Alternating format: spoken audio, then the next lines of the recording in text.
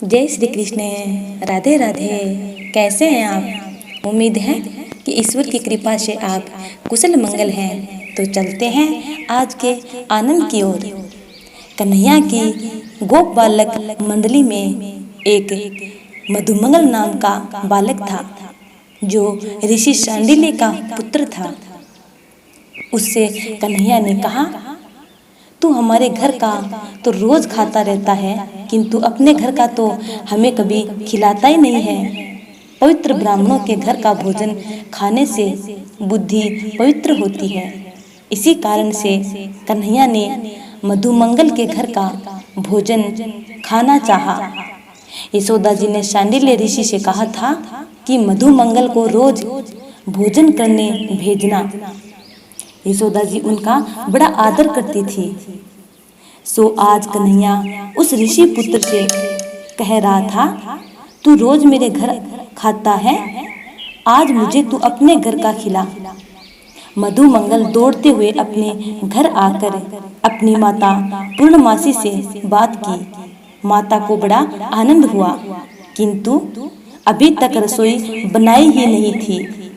शांडिल्य ऋषि ब्रह्म मुहूर्त में शय्या त्याग करते थे, किंतु उनका नित्य क्रम रात्रि के 8 बजे समाप्त होता था।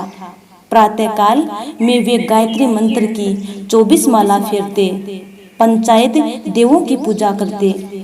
पंचदेवों का अभिषेक, विश्व देव यज्ञ, होम, मध्याह्न संध्या, विष्णु सहस्त्र नाम पाठ, भागवत पाठ और अंत में भगवान के नामों का 21 जप।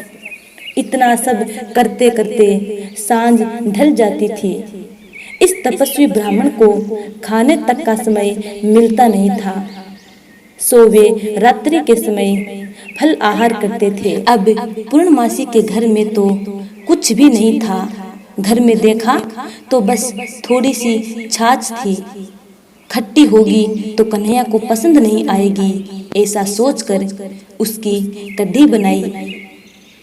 मधुमंगल से कहा, मुझ गरीब ब्राह्मण के घर और तो है नहीं, बस यही दे देना। परमात्मा कभी यह नहीं देखते कि जीव उनके लिए क्या लाया है। वे तो मात्र यह देखते हैं कि वह कौन से भाव से लाया है। ईश्वर केवल भाव देखते हैं। वस्तु को देखने वाला जीव है और भाव को देखने वाले भगवान। भगवान को हमेशा सर्वोत्तम वस्तु का भोग लगाओ। तो मधुमंगल वह छाछ लेकर आया। अन्य सभी बालक तो भांति भांति की मिठाई लाए थे, इसलिए मधुमंगल ऐसी छाछ देते हुए शर्माने लगा। उसने सोचा कि यदि मैं ऐसी छाछ कन्हैया को दूंगा तो मुझे सारा जन्म ऐसी खट्टी छाछ ही पीनी पड़ेगी।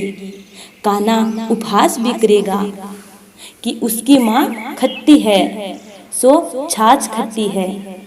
ऐसा सोचकर मधुमंगल स्वयं ही छाछ पीने लगा।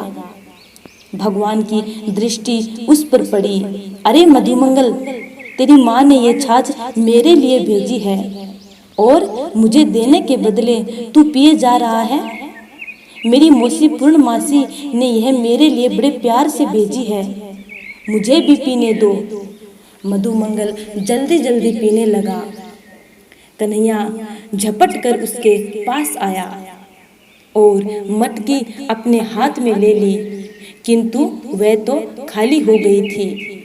जब कन्हैया ने देखा कि मधुमंगल के मुंह पर थोड़ी सी छाछ लगी है, तो उसका मुंह चाटने लगा। यह सब चल रहा था। उसी समय वहां ब्रह्मा जी का आगमन हुआ।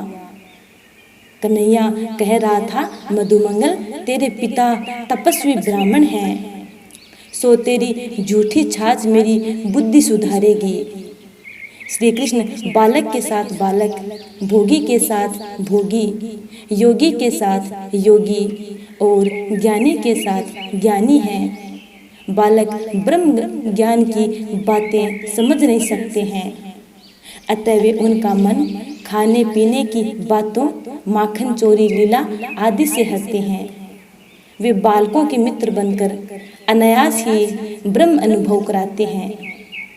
कन्हैया को मधुमंगल का मुंह चाटते हुए पाया तो ब्रह्मा जी को आश्चर्य हुआ, ये कैसा भगवान है।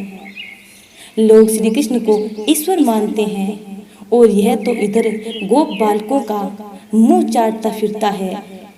ईश्वर कभी ऐसा भी हो सकता है क्या। ब्रह्मा पशुपेश में डूब गए हैं। यह वही ब्रह्मा है जिन्होंने क्षीर सागर में जाकर शेष साई भगवान से अवतार लेने की प्रार्थना की थी और उनके देवकी जी के गर्भ में आने की गर्भ स्तुति की थी। आज ये ब्रह्मा जी श्री कृष्ण की सैगुण लीला देखकर चकरा गए हैं। सैगुण ब्रह्म की चित्र विचित्र लीला को देखकर ब्रह्मा जी सरीखे भी असमंजस में पड़ जाते हैं, तो सामान्य जीव की तो बात ही क्या। निर्गुण ब्रह्म को समझना कुछ आसान है, किंतु सैगुण ब्रह्म की लीलाओं का पार पाना बड़ा कठिन है। तुलसीदास ने भी कहा है, निर्गुण रूप सुलभ अति सगुण न जाने कोई। कथा कैसी लगी? यदि अच्छी लगी है तो लाइक, कमेंट और ज़्यादा से ज़्यादा लोगों में शेयर करना। आगे आने वाली कथा और वीडियो का इंतज़ार करना। तब तक के लिए जय श्री कृष्ण, राधे राधे।